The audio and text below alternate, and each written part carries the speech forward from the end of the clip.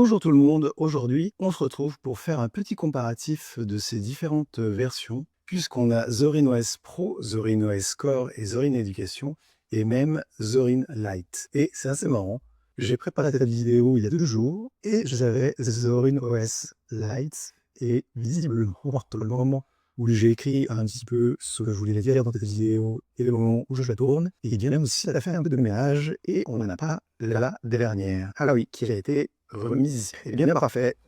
J'ai eu l'idée de ce sujet parce qu'en fait, je vois régulièrement sur Reddit des gens qui se posent des questions, et notamment la frontière entre Pro et Core. Et étant actuellement un utilisateur de Zorin OS 18 Core, mais ayant souscrit à l'époque pour la version Pro de Zorin OS 16, eh bien, je vais vous parler un petit peu des différences et des forces et des avantages de chacune. Et pour commencer, je vais vous parler de la mal-aimée, celle qui est reléguée tout en bas, puisqu'en fait, les 3 autres versions, Education Core et Pro, partagent le même DE. C'est-à-dire que les 3 utilisent GNOME, donc c'est un GNOME modifié qui est, on va dire, toute à force de Zorin, mais GNOME est un environnement de bureau qui, surtout il y a quelques années, était relativement lourd en comparaison à d'autres environnements de bureau qui étaient plus légers. Et donc, ils avaient une version avec GNOME et une version plus légère pour les ordinateurs moins puissants qui était Zorin OS Lite et qui ne vient pas avec GNOME mais qui vient avec XFCE, mais avec la personnalisation de Zorin sur XFCE, ce qui était plutôt agréable puisque de base il y a énormément de distributions que Ubuntu en tête de file propose un XFCE assez dépouillé, c'est moche même s'ils ont les goûts et les couleurs, mais qui demande pour avoir un résultat esthétiquement sympa de passer un peu de temps dessus, alors qu'en fait XFCE est un super environnement de bureau. Maintenant, pourquoi je disais tout à l'heure que c'était un peu la mal-aimée, pourquoi elle a été reléguée, pourquoi elle n'est pas mise en avant comme les 3 autres, c'est parce que cette différence entre GNOME et XFCE dans le cadre de Zorin Lite était de moins en moins significatif, et en fait, si votre ordinateur gérait la version GNOME, la version XFCE n'apportait pas grand-chose, et si elle n'arrivait pas à être très fluide sur GNOME, bah c'était pas super non plus sur Lite. Malheureusement, la réalité, c'est que Zorin OS Lite est en fait assez lourd, et notamment Ubuntu est plus légère, plus fonctionnelle sur les vieux PC que la version Lite. Idem sur Ubuntu Budgie, qui est donc un autre environnement de bureau et qui n'est pas forcément très mise en avant pour sa légèreté, donc une XSE. Mais en fait, toutes les personnalisations que Zorin a fait sur sa Lite, eh bien, l'alourdissent un peu, et donc ils étaient obligés de maintenir une version Lite qui leur demandait beaucoup de boulot pour finalement un résultat qui, avec le temps, était de moins en moins équivoque. Et donc c'est pour ça qu'ils ont déjà annoncé que la version Lite allait bientôt disparaître. Il me semble que Zorin OS 19 Lite sera la dernière. Et donc pour finir sur cette première version, soit votre ordinateur peut faire tourner les autres versions, et donc il est bien tant mieux, soit votre ordinateur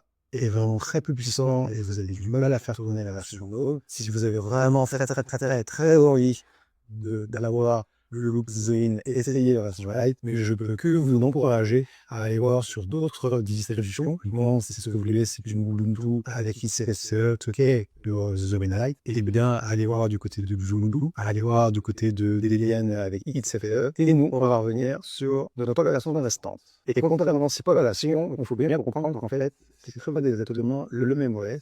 C'est-à-dire que c'est Zorin OS 18 Core. Et dans le cas de l'éducation, on va leur ajouter des choses orientées là-dessus. Et dans le cas de Pro, on va leur ajouter d'autres fonctionnalités. Mais concrètement, c'est exactement le même système d'exploitation. Et vous pouvez tout à fait, à partir de Core, récupérer les fonctionnalités qui sont dans l'éducation ou qui sont dans Pro. Ce n'est pas du tout comme Windows Family ou Windows Pro, où par exemple, on a besoin pour la virtualisation d'avoir un Windows Pro. Family ne le supporte pas. Dans le cas de Zorin, c'est du marketing, mais derrière, c'est exactement le même OS. Et donc, on va partir sur la chose la plus évidente. Zorin OS 18 Education, c'est une Zorin Core, mais on a préinstallé dessus des logiciels en rapport avec l'éducation. D'ailleurs, il y a ce petit tableau qui est très sympathique, puisqu'on peut voir que les 3 versions partagent le fait qu'il y ait une suite Office. On a les Zorin Connect de la version d'éducation, car Zorin Connect est un logiciel pour brancher son smartphone à son ordinateur, ce qu'ils ont jugé peu pertinent dans un contexte scolaire. Et ensuite, ils ont juste rajouté un certain nombre de logiciels et de jeux en rapport avec l'école et les étudiants. Mais en fait, ces logiciels-là sont disponibles dans votre Logitech. Et donc maintenant, on passe au dernier match le plus important, la différence entre Pro et Core. Comme je vous disais, Pro, c'est la même chose que Core, avec 3 fonctionnalités qui viennent en plus de la version de base. Et la première fonctionnalité, c'est le fait qu'elle vient avec des logiciels préinstallés, ce qui correspond à ces deux lignes-là. Et alors pour certains, c'est un avantage. J'avoue que pour moi, c'est plutôt un désavantage et quelque chose qui me ferait fuir la version pro, puisqu'en fait, on a plein de logiciels qui ne correspondent pas forcément à nos besoins. Je me souviens, alors je ne sais pas si c'est le cas encore sur la Zorin OS 18, puisque je ne l'ai pas acheté, mais à l'époque où j'avais acheté la Zorin OS 16, je m'étais retrouvé avec FreeCAD d'installer de base. FreeCAD, c'est un logiciel de dessin dont je n'ai absolument aucune utilité et la seule interaction que j'ai eue avec lui, ça a été de le désinstaller. Et techniquement, là, nous sommes sur la version Core. Eh bien, si je vais dans ma Logitech, on a bien FreeCAD qui est là et je peux l'installer si j'en ai le besoin. La version Pro vient juste appuyer sur ce bouton à ma place et en l'occurrence, c'est un logiciel de dessin industriel qui ne m'intéresse pas. Et pour être franc, la seule découverte que j'ai faite grâce à cette version Pro, c'est un petit logiciel que je n'utilise pas non plus mais que j'aime bien, s'appelle Blanket et qui permet de créer des ambiances sonores. Donc si vous êtes sensible à tout ce qui est bruit blanc,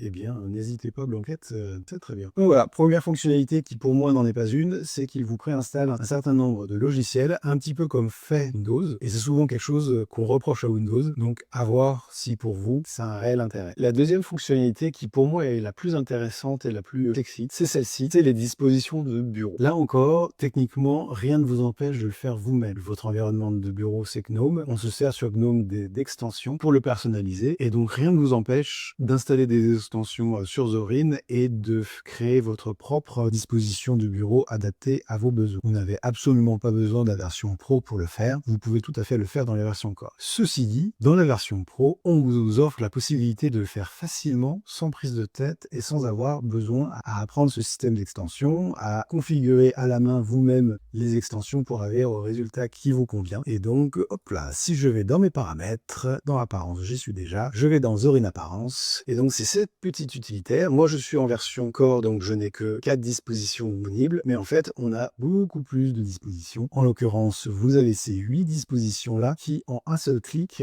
vous permettent de switcher et de faire des essais. Alors, je vais éviter de vous montrer comment c'est simple en un seul clic, parce que tout à l'heure, je l'ai fait, et en fait, ça a fait planter Capture OBS. Donc, visiblement, le changement de disposition de l'environnement de bureau est pas très bien supporté par OBS, donc je vais éviter de le faire en live, mais c'est littéralement en un seul clic, vous passez d'une disposition macOS à une disposition Linux Mint, puis Elementary, puis Ubuntu. Bref, c'est une fonctionnalité qui est quand même intéressante. Encore une fois, pour certains, c'est totalement gadget et ça n'a aucun sens, et pour d'autres, ça peut avoir sa valeur. En tout cas, moi, je trouve que c'est le point le plus important de cette version Pro. Et enfin, la troisième fonctionnalité que je n'avais jamais remarqué quand j'étais sous Zorin OS 16, mais que j'ai lu dans ce tableau, c'est que visiblement, on a des fonds d'écran en plus. Pour être franc avec vous, pour moi, c'est pas vraiment une fonctionnalité. La réalité, c'est que cette version Pro, elle a un intérêt qui se trouve être la dernière ligne où ils mettent contribuer au développement de Zorin OS, donc c'était un peu sobre. Et là, on a un joli cœur, c'est qu'en fait, c'est un moyen détourné de soutenir le projet. C'est comme ça que les deux frères Zorin qui sont derrière Zorin OS se rétribuent et gagnent leur vie. Et à titre personnel, acheter une version pro, je vois ça plus comme un don que l'on fait. Et en fait, les frères Zorin ont la délicatesse de pas juste prendre l'argent et dire « Ah, tu nous as fait un don, ça nous fait plaisir. Donc, tiens, on te donne quelque chose en plus des autres. » Mais cette